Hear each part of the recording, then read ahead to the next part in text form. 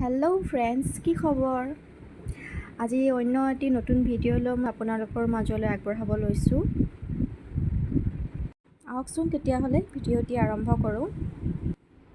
আজিৰ ৰেচিপিটোৰ কাৰণে 1 KG broiler মাংস লৈছোঁ আৰু পিচবিলাকো মই অলপ ডাঙৰ ডাঙৰ কৰি আনিছিলোঁ।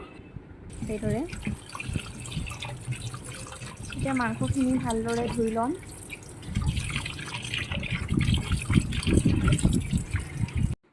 ধুই হোৱাৰ পিছত এয়া হালধি পাউডাৰ দিছোঁ, লগতে নিমখ দিছোঁ,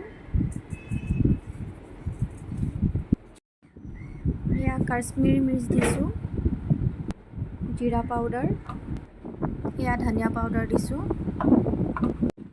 ইয়াতে 1 টুকুৰা মই নেমুৰ ৰসো দিছোঁ।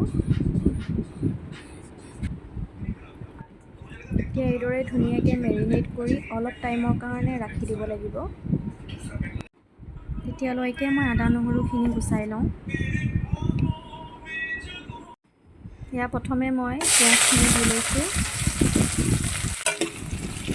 পিঁয়াজখিনি এইদৰে অলপ সময় ভাজি থাকিব লাগিব, যেতিয়ালৈকে ৰঙচুৱা হৈ নাযায়। এয়া চাওক, পিঁয়াজখিনি ধুনীয়াকৈ ভাজ খাই গৈছে আৰু এতিয়া ইয়াতে চিকেনখিনি দি দিছোঁ। এতিয়া এইদৰে মাংসখিনি লৰাই থাকিব লাগিব। মোৰ অলপমান ভালকৈ লৰাবলৈ অসুবিধা হৈছে, যিহেতু মই এখন হাতত যিহেতু কেমেৰাটো ধৰি আছোঁ আৰু কেৰাহীখনো ধৰিব লগা হৈছে।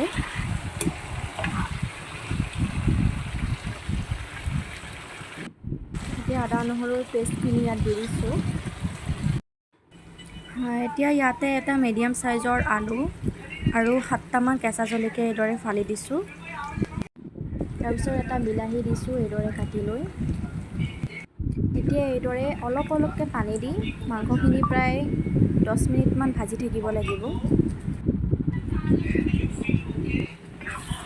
কিছু সময় ভাজাৰ পিছত এয়া দেখিছে মাংসখিনি ধুনীয়াকৈ ভাজ খাই গৈছে আৰু কালাৰটো খুব ধুনীয়া হৈছে, নহয়নে? এতিয়া মাংসখিনি সিজিবৰ কাৰণে অলপ পানী দি কেৰাহীখন ঢাক মাৰি দিছোঁ। এয়া মোৰ চিকেন ৰেডি হৈ গ'ল। একদম সহজ পদ্ধতিৰে বনাইছোঁ, আপোনালোকে দেখিছেই। অকল আদা নহৰু আৰু 3বিধ মছলা দিয়ে বনালোঁ। তো গাইজ, মোৰ ভিডিঅ'টো চাই কেনেকুৱা পালে কমেণ্ট বক্সত জনাবলৈ নাপাহৰিব। আৰু লগতে মোৰ চেনেলটো লাইক, শ্বেয়াৰ এণ্ড ছাবস্ক্ৰাইব কৰি দিব। ঠিক আছে তেতিয়াহ'লে আজিলৈ বাই বাই। পুনৰ লগ পাম নতুন এটি ভিডিঅ'ৰ লগত। Take care.